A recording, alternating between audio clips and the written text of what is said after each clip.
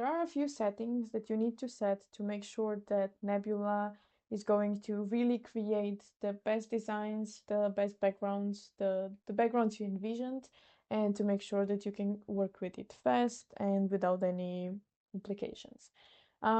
So first things first, when you signed up for Nebula, you received an email which contained the file, the PBIVs file, which is basically the visual file.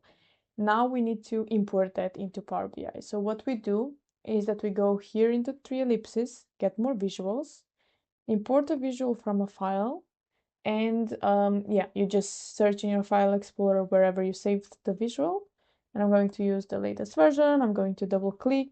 Now, because I already had the visual in my Power BI file report, I need to just say update. It's asking me whether I want to update. It's recognizing that I already have this version of the visual. I'm going to say update, but for you, this is what you should see, which says the visual was successfully imported.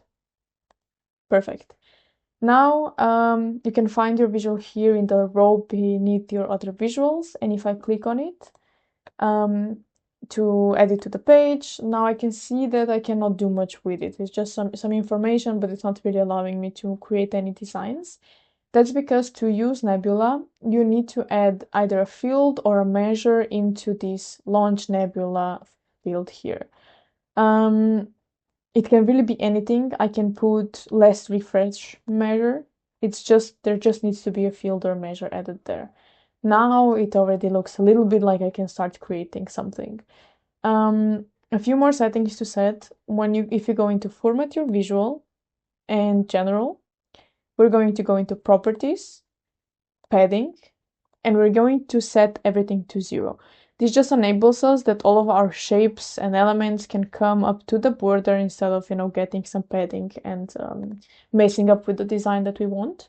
We're also going to go to advanced options and say maintain layer order.